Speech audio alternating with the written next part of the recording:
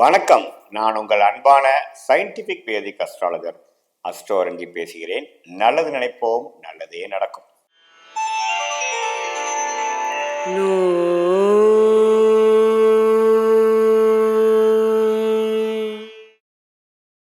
December 2024, அதாவது 2024 ஆண்டோட கடைசி மாதம் என்று சொல்லப்படுகிற டிசம்பர் மாதம் 31 நாட்கள் எப்படி இருக்க போகுதுங்கிறது கன்னிராசிக்காரர்களுக்கு பார்க்க போறோம். கன்னிராசி அன்பர்களுக்கு எப்படி இந்த ஒரு மாதம் இருக்க போகுதுன்னு பார்க்கும்பொழுது, ராகுங்கிற ஒரு பாவ கிரகமே பார்த்தீங்கன்னா 7ஆம் இடத்திலும், கேது ராசியிலுமே நீடித்திருக்கிறார். கடந்த ஒரு வருஷமாவே ராகு கேது ராசியோட சம்மந்தப்பட்டு குழப்பங்கள், மைண்டில் ஒரு கிளாரிட்டி இல்லாமல், ஒரு டைம் கிளாரிட்டியாக இருந்தாலும் இன்னொரு டைம் மிஸ் ஆகுறது, கன்ஃபியூஸ் ஆகிக்கிறது, பிரச்சனை கொடுக்கறது, கொஞ்சம் இரிட்டேட் பண்ணுறது. நம்ம பழகக்கூடிய பங்குதாரர்களாக இருந்தாலும் சரி, கிளைண்ட்ஸ், கஸ்டமர்ஸ், ஃப்ரெண்ட்ஸ், குடும்பத்தில் இருக்கக்கூடிய மெம்பர்ஸ், கணவனாக இருந்தால் மனைவி, மனைவியாக இருந்தால் கணவர், எல்லாத்துலேயுமே ஒரு சின்ன ஒரு இக்கண்ணாக இருக்கக்கூடிய அமைப்பு, ஒரு சின்ன கனெக்ட் மிஸ் ஆகுதுங்கிற மாதிரி ஒரு அமைப்பு இருக்கக்கூடிய அமைப்பு இந்த ராகு 7ஆம் இடத்துல இருக்கிறது கொடுக்குறார். குரு 9ஆம் இடத்துலேருந்து கேதுவை பார்க்கறது ஓரளவுக்கு அதுக்கு நிவர்த்தி கொடுத்து, கேதுவும் இல்லை ராசிக்குள்ள இருந்து குழப்பத்தை கொடுக்கறதுக்கு கொஞ்சம் அப்பப்போ நிவர்த்தி கொடுக்குறார்.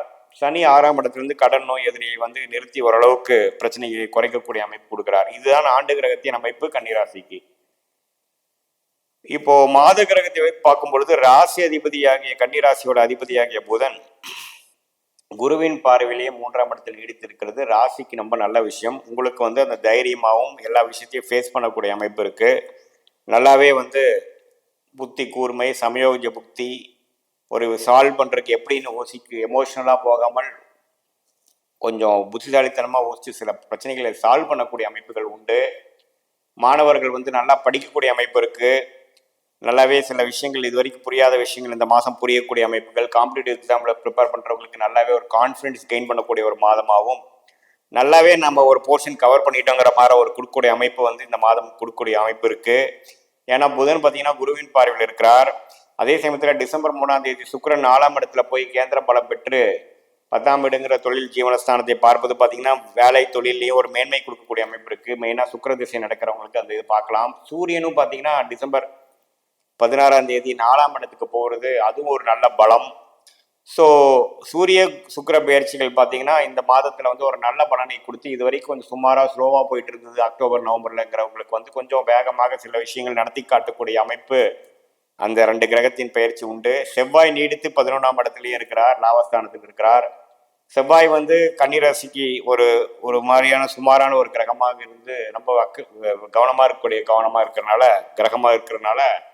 11ஆம் இடத்துல இருக்கிறது எவ்வளவோ பரவாயில்லை. நீச்சமாக இருந்தாலும் 2ஆம் வீட்டை பார்க்குறார் 4ஆம் பார்வையாக, 5ஆம் வீட்டையும் பார்க்குறார், 6ஆம் வீட்டையும் பார்க்குறார். ஸோ குழந்தைகள் விஷயத்துலையும் கொஞ்சம் கேர்ஃபுல்லாக இருக்கணும். ருணச்சத்ரு பாவம் 6ஆம் வீட்டை பார்க்கறதுனால உடம்பு உபாதை, வம்பு வழக்குலையும் கொஞ்சம் கேர்ஃபுல்லாக இருக்கணும்.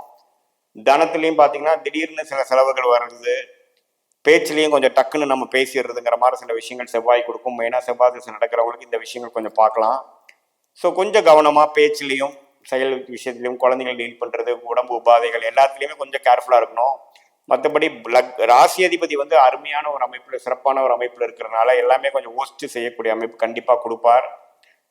குரு 9ஆம் இடத்துலேருந்து ராசியை பார்ப்பதனால் எல்லாத்தையும் சமாளிக்கக்கூடிய ஒரு மன தைரியமும் ஒரு கிளாரிட்டியும் கொடுக்கக்கூடிய அமைப்பு நீடித்திருக்கக்கூடிய டிசம்பர் மாதம் முழுவதும் இருக்குங்க. ஸோ கவலைப்பட வேண்டாம். அடுத்த வருஷம் ராகு கேது பயிற்சி ஆனதுக்கப்புறம் இன்னுமே நம்ம விசேஷ பலன் கன்னிராசிக்கு இருக்குதுங்கிறது நீ தெரிஞ்சுக்கணும். அதுக்கு வேணுங்கிற ஆரம்ப கட்ட நடவடிக்கைகளும் வாழ்க்கை சம்பவங்களும் முயற்சிகளும் டிசம்பர் மாதம் செய்துப்போம் அப்படிங்கிறது நீங்கள் தெரிஞ்சுக்கணும், செஞ்சுக்கலாம். ஏன்னா சூரியன் சுக்கிரன் 4ஆம் இடத்துக்கு வர்றது இடம், வீடு, வண்டி, வாகனம் விஷயத்தில் நல்ல ஒரு அமைப்பு உண்டு. அது மூலம் பலன் பெறக்கூடிய அமைப்பு இருக்குது. ஜீவனஸ்தானத்தை பார்க்கறதுனாலையும் நல்ல ஒரு குரோத் உண்டு. நல்ல உத்வேகமாக செயல்பட்டு சில விஷயங்கள் சாதிச்சுக்கலாம் டிசம்பர் மாதம். ஸோ எப்படி பார்த்தாலும் பார்த்தீங்கன்னா ராசி அதிபதியும் குரு பார்க்குறார், ராசியையும் குரு பார்க்குறார். எல்லாமே ஒரு சுபிக்ஷமாக போய் மன சோர்வடையாமல் எதாக இருந்தாலும் சமாளித்து ஜெயிக்கக்கூடிய அமைப்புக்கு இந்த ராகு 7ஆம் இடத்துல இருந்தாலும் எல்லாத்தையும் எப்படி டேக்கிள் பண்ணுங்கிறது புத்திசாலித்தனமாக நீங்கள் செயல்பட்டு செய்யணும். அது நல்லாவே செய்வீங்கிறது காமிக்குது. தசாபுக்திகள் மட்டும் சிறப்பாக இருக்கும்பொழுது நான் சொன்ன பலன்கள் ஒன்று கொஞ்சம் பெட்டராகவும், தசாபுக்திகள் கொஞ்சம் சுமாராக நடக்கும்பொழுது நான் சொன்ன பலன்கள் கொஞ்சம் குறைவாகவும் இருக்கும்னு நீங்கள் புரிஞ்சுக்கணும்.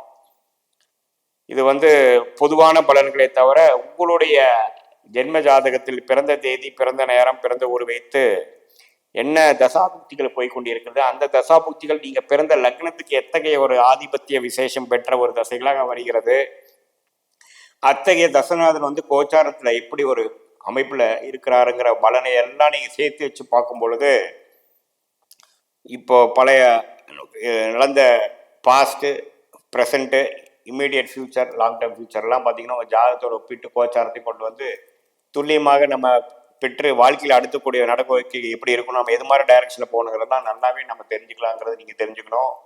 மீண்டும் மற்றொரு காணொலி சந்திப்போம். நன்றி, வணக்கம்.